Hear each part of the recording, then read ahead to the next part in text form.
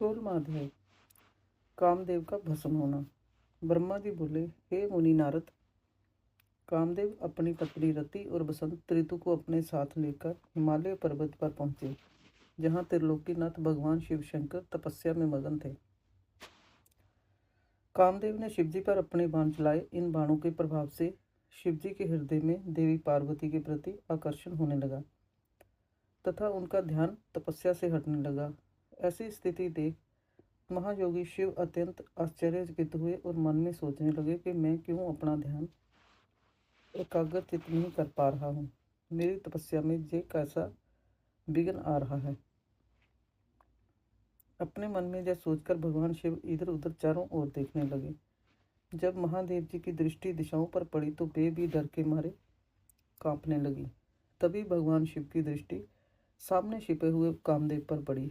उस समय काम पुण्य बाण छोड़ने वाले थे। उन्हें देखते ही शिवजी को बहुत क्रोध आ गया। इतने में काम ने अपना बाण छोड़ दिया, परंतु क्रोधित हुए शिवजी पर उसका कोई प्रभाव नहीं हो सका। वह बाण शिवजी के पास आते ही शांत हो गया। तब अपने बाण को बेकार हुआ देख कामदेव डर से कांपने लगे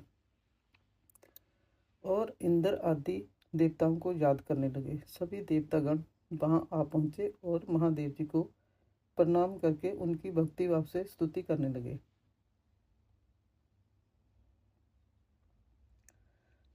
जब देवतागण उनकी स्तुति कर ही रहे थे, तभी भगवान शिव के मस्तक के बीचों बीच स्थित तीसरा नेत्र खुला और उसमें से आग निकलने लगी। वह आग आकाश में ऊपर उड़ी और अगले ही पल पृथ्वी पर गिर पड़ी, फिर चारों ओर गोले में घूमने लगी। इससे पूर्व के इंद्र देव या अन्य देवता भगवान शिव से क्षमा याचना कर पाते, उस आग ने वहां खड़े कामदेव को जलाकर भस्म कर दिया।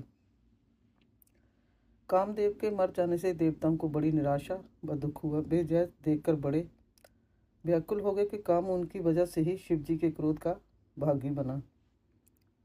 कामदेव के अग्नि में जलने का दृश्य देखकर वहां उपस्थित देवी पार्वती और उनकी सखियां भी अत्यंत भयभीत हो गईं। उनका शरीर जड़ हो गया, जैसे शरीर का खून सफेद हो गया। पार्वती अपनी सखियों के साथ तुरंत अपने घर की ओर चली गई। कामदेव की पत्नी रति तो मूर्छित होकर गिर पड़ी। मूर्छा टूटने पर वह जोर जोर से विलाप करने लगी। अब मैं क्या करूं, कहाँ जाऊं? देवताओं ने मेरे साथ बहुत बुरा किया, जो मेरे पति को जहां भेजकर शिवजी के क्रोध की अग्नि में भस्म करा दिया। हे स्वामी, हे प्राणप्रिय, जे आपको क्या हो गया? इस प्रकार देवी रति रोती बिलखती अपने सिर के बालों को जोरों से नोचने लगी। उनके करुण क्रंदन को सुनकर समस्त चराचर जीव भी अत्यंत दुखी हो गए। तत्पश्चात इंद्र आदि देवता वहां देवी रति को धैर्य देते हुए उन्हें समझाने लगे। देवता बोले, हे देवी, आप अपने पति कामदेव के शरीर की भस्म का थोड़ा सा अंश अपने पास रख लो और अनावश्यक भय से मुक्त हो जाओ। त्रिलोकीनाथ करुणानिधान शिवजी अवश्य ही कामदेव को पुण्य जीवित कर देंगे। तब तुम्हें पुण्य कामदेव की प्राप्ति हो जाएगी। वैसे भी संसार में सब कुछ निश्चित कर्मों के अनुसार ही होता है, अतः आप दुख को त्याग दें, भगवान शिव अवश्य ही कृपा करेंगे। इस प्रकार देवी रति को अनेक आश्वासन देकर सभी देवता शिवजी के पास गए और उन्हें प्रणाम करते हुए कहने लगे, हे भक्त वत्सल, हे त्रिलोकीनाथ भगवान, आप कामदेव के ऊपर किए अपने क्रोध पर पुनः विचार करिए। कामदेव यह कार्य अपने लिए नहीं कर रहे थे, इसमें उनका निजी स्वार्थ कतई नहीं था। हे भगवान, हम सभी तारकासुर के सताए हुए थे। उसने हमारा राज्य छीन कर हमें स्वर्ग से निष्कासित कर दिया। इसलिए तारकासुर का विनाश करने के लिए ही कामदेव ने यह कार्य किया था। आप कृपा करके अपने क्रोध को शांत करें और रोती बिलखती कामदेव की पत्नी रति को समझाने की कृपा करें, उसे शांत बना दें, अन्यथा हम यही समझेंगे कि आप हम सभी देवताओं और मनुष्यों का संहार करना चाहते हैं। हे प्रभु, कृपा कर रति का शोक दूर करें। तब सदाशिव बोले, हे देवगणों, हे ऋषियों, मेरे क्रोध के कारण मैंने कामदेव को अपने तीसरे नेत्र से भस्म कर दिया है। जो कुछ हो गया उसको अब बदला नहीं जा सकता, परंतु कामदेव का पुनर्जन्म अवश्य होगा। जब विष्णु भगवान श्री कृष्ण का अवतार लेंगे और रुक्मिणी को अपनी पत्नी के रूप में स्वीकारेंगे, तब देवी रुक्मिणी के गर्भ में से श्री कृष्ण के पुत्र के रूप में कामदेव जन्म लेंगे। उस समय कामदेव प्रद्युम्न नाम से जाने जाएंगे। 17वां अध्याय। शिव क्रोधाग्नि की शांति। ब्रह्मा जी बोले, हे नारद जी, जब भगवान शंकर ने अपना तीसरा नेत्र खोलकर उसकी अग्नि से कामदेव को भस्म कर दिया, तो इस त्रिलोक के सभी चराचर जीव डर के मारे कांपने लगे और भय मुक्ति और महादेव जी के क्रोध को शांत कराने के लिए मेरे पास बड़ी आशा के साथ आए। उन्होंने मुझे अपने कष्टों और दुखों से अवगत कराया। तब सब कुछ जानकर मैं भगवान शंकर के पास पहुंचा। वहां पहुंचकर मैंने देखा कि भगवान शंकर का क्रोध 7वें आसमान पर था। वे भयंकर क्रोध की अग्नि में जल रहे थे। मैंने उस धधकती अग्नि को शिवजी की कृपा से अपने हाथ में पकड़ लिया और समुद्र के पास जा पहुंचा। मुझे अपने पास आया देखकर समुद्र ने पुरुष रूप धारण किया और मेरे पास आ गए और बोले, हे विधाता, हे ब्रह्मा जी, मैं आपकी क्या सेवा करूं? यह सुनकर ब्रह्मा जी कहने लगे, हे सागर, भगवान शिव शंकर ने अपने तीसरे नेत्र की अग्नि से कामदेव को भस्म कर दिया है। इस क्रोधाग्नि से पूरा संसार जलकर राख हो सकता है। इसी कारण मैं इस क्रोधाग्नि को रोककर आपके पास लेकर आया हूँ। हे सिंधुराज, मेरी आपसे यह प्रार्थना है कि सृष्टि के परले काल तक आप इसे अपने अंदर धारण कर लें। जब मैं आपसे इसे मुक्त करने के लिए कहूँ, तभी आप इस शिव क्रोधाग्नि का त्याग करना। आपको ही इसे भोजन और जल प्रतिदिन देना होगा तथा इसे अपने पास धरोहर के रूप में सुरक्षित रखना होगा। इस प्रकार मेरे कहे अनुसार समुद्र ने क्रोधाग्नि को अपने अंदर धारण कर लिया। उसके समुद्र में प्रविष्ट होते समय पवन के साथ बड़े बड़े आग के गोलों के रूप में क्रोधाग्नि समुद्र के पास धरोहर के रूप में सुरक्षित हो गई। तत्पश्चात मैं अपने लोक वापस लौट आया। 18वां अध्याय। शिवजी के विषयों से पार्वती का शौक।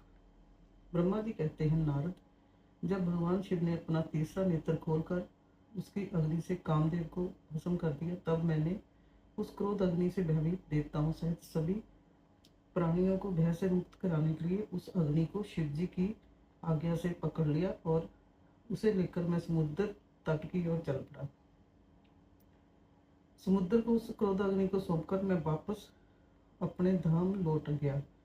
तब पूरा जगत भय मुक्त होकर पहले की भांति प्रसन्न हो गया। नारद जी ने ब्रह्मा जी से पूछा, हे दयानिधे, आप मुझे यह बताइए कि कामदेव के भस्म हो जाने पर पार्वती देवी ने क्या किया? वे अपनी सखियों के साथ कहाँ गई? हे प्रभु, कृपया मुझे इस बारे में भी बताइए। नारद जी के यह वचन सुनकर ब्रह्मा जी बोले, भगवान शंकर के तीसरे नेत्र से उत्पन्न अग्नि ने जब कामदेव को जलाकर भस्म कर दिया, तब पूरा आकाश गूंजने लगा।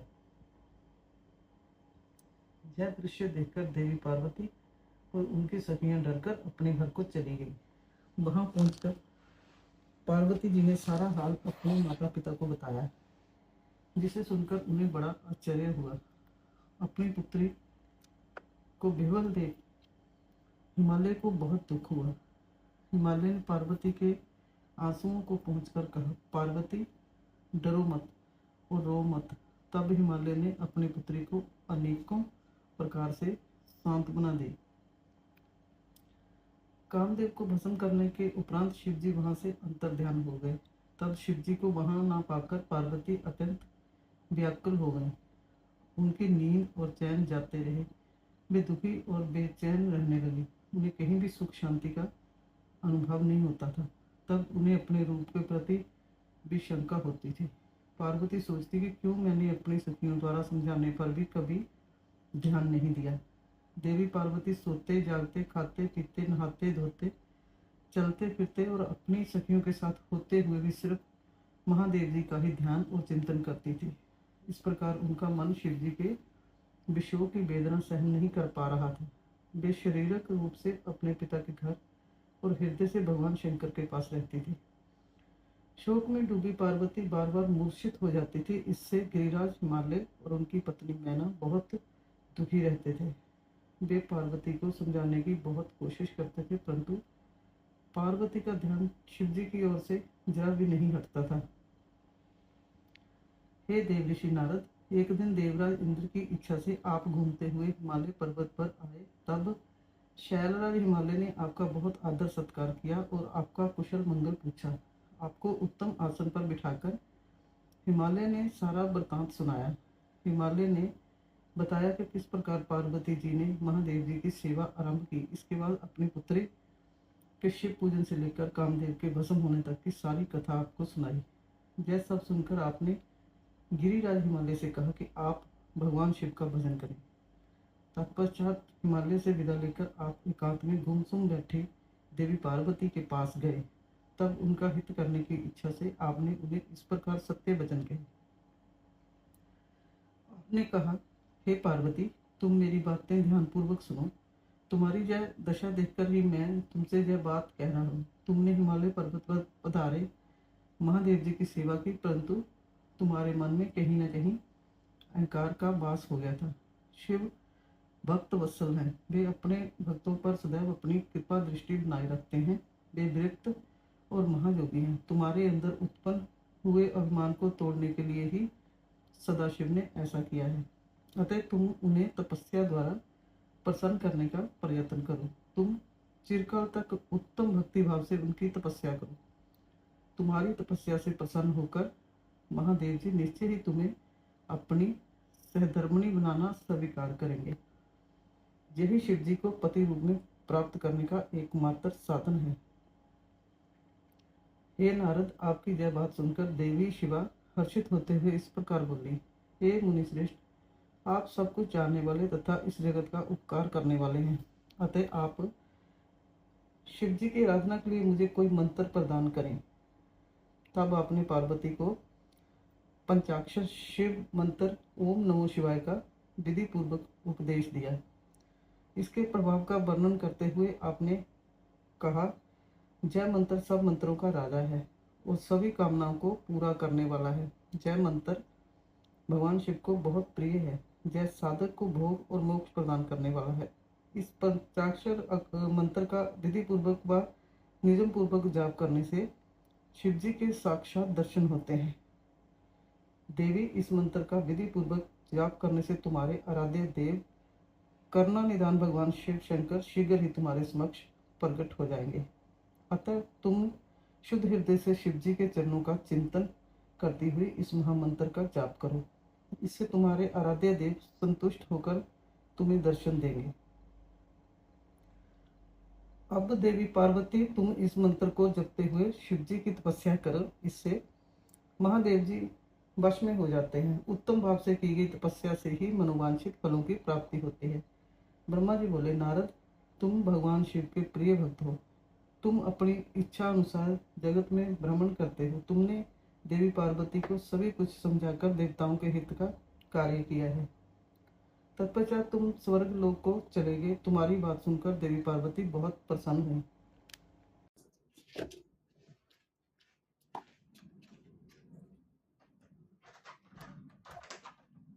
19वां अध्याय, बरजांग का जन्म एवं पुत्र प्राप्ति का वर मांगना। नारद जी कहने लगे, ब्रह्मा जी, तारकासुर कौन था जिसने देवताओं को भी पीड़ित किया, उन्हें स्वर्ग से निष्कासित कर दिया और स्वर्ग पर अपना एकाधिकार स्थापित कर लिया। कृपया मुझे इसके विषय में बताइए। ब्रह्मा जी बोले, हे मुनि नारद, मरीचि के पुत्र कश्यप मुनि थे। उनकी 13 स्त्रियां थीं, जिसमें सबसे बड़ी दिति थी। उससे हिरण्याकशिपु तथा हिरण्यनाक्ष नामक 2 पुत्र हुए। हिरण्याकशिपु तथा हिरण्यनाक्ष को श्री हरि विष्णु ने 12 तथा नरसिंह का रूप धारण करके मार दिया था। तब अपने पुत्रों के मर जाने से दुखी होकर दिति ने कश्यप से प्रार्थना की तथा उनकी बहुत सेवा की। उनकी कृपा से दिति पुण्य गर्भवती हुई। जब इंद्र को इस बात का पता चला तो उन्होंने दिति के गर्भ में ही उनके बच्चे के छोटे छोटे टुकड़े कर दिए, परंतु दिति के व्रत एवं अन्य भक्तिभाव से बालक को मारने में वे सफल न हुए। समय पूरा होने पर उसके गर्भ से 49 बालक उत्पन्न हुए।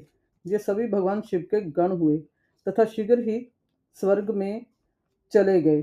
तत्पश्चात दिति पुण्य अपने पति कश्यप मुनि के पास गई और उनसे पुण्य मां बनने के विषय में कहने लगी।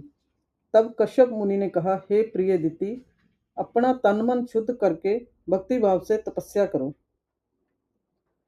10,000 वर्ष बीतने के पश्चात तुम्हें तुम्हारी इच्छा के अनुरूप पुत्र की प्राप्ति होगी। यह सुनकर दिति ने श्रद्धापूर्वक 10,000 वर्षों तक कठोर तपस्या की। तपस्या के उपरांत पुनः वे अपने घर लौट आई। तब कश्यप मुनि की कृपा से दिति गर्भवती हुई और इस बार उन्होंने एक अत्यंत पराक्रमी और बलवान पुत्र को जन्म दिया। इस पुत्र का नाम बरजांग था। बरजांग दिति की इच्छा के अनुरूप ही था। दिति इंद्र द्वारा किए गए छल कपट से बहुत दुखी थी और उनसे बदला लेने के लिए अपने पुत्र बरजांग को देवताओं से युद्ध करने की आज्ञा दी। बरजांग और सभी देवताओं का बहुत भयानक युद्ध हुआ। तत्पश्चात वीर और पराक्रमी बरजांग ने अपनी माता के आशीर्वाद से सभी देवताओं को परास्त कर दिया और स्वर्ग का राज्य हथियाकर वहां का राजा बन गया। सभी देवता उसके अधीन हो गए। तब यह देखकर दिति को बहुत प्रसन्नता हुई।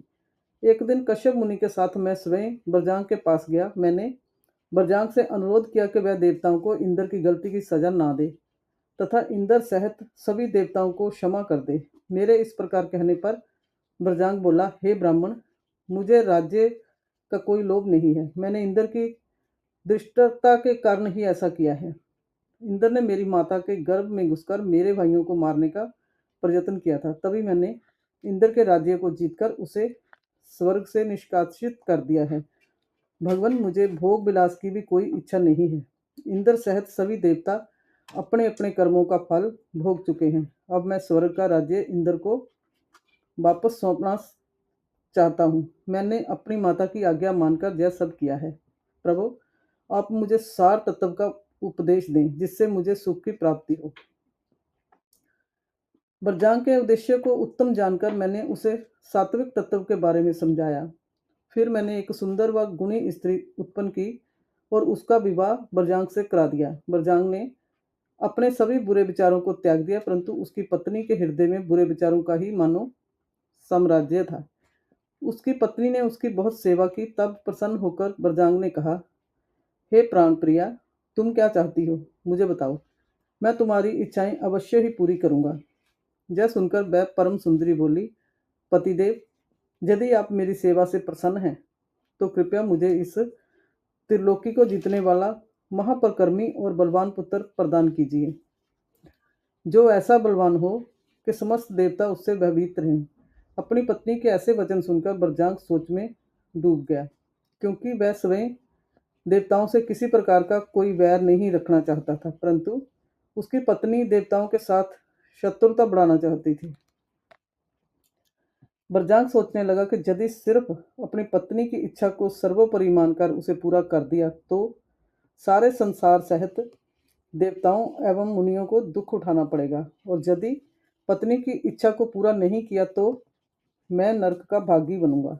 तब इस धर्म संकट में पड़ने के बाद उसने अपनी पत्नी की अभिलाषा को पूरा किया। अपनी पत्नी की इच्छा अनुसार पुत्र प्राप्त करने हेतु बरजांग ने बहुत वर्षों तक कठोर तपस्या की। मुझसे वर प्राप्त कर अत्यंत हर्षित होता हुआ बरजांग अपनी पत्नी को पुत्र प्रदान करने हेतु अपने लोक में चला गया। 20वां अध्याय, तारकासुर का जन्म व उसका तप। ब्रह्मा जी बोले, हे मुनि श्रेष्ठ नारद, कुछ समय बाद बरजांग की पत्नी गर्भवती हो गई। समय पूर्ण होने पर उसकी पत्नी ने एक पुत्र को जन्म दिया। वह बालक बहुत लंबा चौड़ा था। उसका शरीर बहुत अधिक विशाल था। वह अत्यंत शक्तिशाली और पराक्रमी था। उसके जन्म के समय सारे संसार में कोहराम मच गया। चारों ओर उपद्रव होने लगे। आकाश में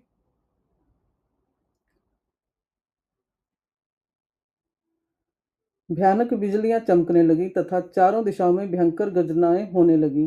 धरती पर भूकंप आ गया, पहाड़ कांपने लगे, नदी सरोवर का जल जोर जोर से उछलने लगा। चारों ओर आंधियां चलने लगी। सूर्य को राहु ने निगल लिया और चारों ओर अंधकार छा गया। उसके जन्म के समय के ऐसे अशुभ लक्षणों को देखते हुए कश्यप मुनि ने उसका नाम तारक रखा। तारक का जन्म हो जाने पर बरजांग के घर ही उसका लालन पालन होने लगा। थोड़े ही समय में तारक का शरीर और बड़ा हो गया। वह पर्वत के समान विशाल और विकराल होता गया। कुछ समय पश्चात तारक ने अपनी माता और पिता बरजांग से तपस्या करने की आज्ञा मांगी। तब उसके माता पिता ने प्रसन्नता पूर्वक उसको आज्ञा प्रदान कर दी। साथ ही उसकी माता ने उसे यह आदेश दिया कि वह देवताओं को अवश्य जीते और उन पर अपना आदित्य कर स्वर्ग पर अधिकार कर ले। अपनी माता की आज्ञा पाकर बरजांग का पुत्र तारक तपस्या करने के लिए मधुवन चला गया। वहां तारक ने मुझे प्रसन्न करने के लिए कठोर तप करना आरंभ कर दिया। उसने अपने दोनों हाथों को सिर के ऊपर ऊंचा कर लिया और ऊपर की ओर देखने लगा तथा एक पैर पर खड़े होकर एकाग्र मन से 100 वर्ष तक तपस्या करता रहा। उस समय वह केवल जल और बाजू से ही अपना जीवन यापन कर रहा था। तत्पश्चात उसने 100 वर्ष जल में, 100 वर्ष थल में, 100 वर्ष अग्नि में रहकर कठिन तप करके मुझे प्रसन्न करने का प्रयत्न किया। फिर 100 वर्ष पृथ्वी पर हथेली धारण करके 100 वर्ष वृक्ष की शाखा को पकड़कर तथा अनेकों प्रकार के दुख सह सह कर वह तप करता रहा। इस तपस्या के प्रभाव से उसके शरीर से तेज निकलने लगा, जिससे देवलोक जलने लगा। यह देखकर सभी देवता घबरा गए। फिर मैं स्वयं तारकासुर के पास वरदान देने के लिए गया। मैंने तारकासुर से कहा, तारक, मैं तुम्हारी इस दुस्साह तपस्या से बहुत प्रसन्न हूँ। तुमने इस प्रकार कठोर तप करके मुझे प्रसन्न किया है। तुम्हारा इसके पीछे क्या प्रयोजन है? निस्संकोच मुझे बताओ, मैं तुम्हें तुम्हारा मनोवांछित फल अवश्य प्रदान करूंगा। तुम अपनी इच्छा अनुसार वर मांगो। ब्रह्मा जी के इन वचनों को सुनकर तारकासुर उनकी स्तुति करने लगा। तत्पश्चात वह बोला, हे विधाता, हे ब्रह्मा जी, अगर आप मेरी तपस्या से प्रसन्न होकर मुझे वरदान देना चाहते हैं तो प्रभु मुझे पहला वर यह दें कि आपके द्वारा बनाई गई इस सृष्टि में मेरे समान कोई भी तेजवान और बलवान ना हो।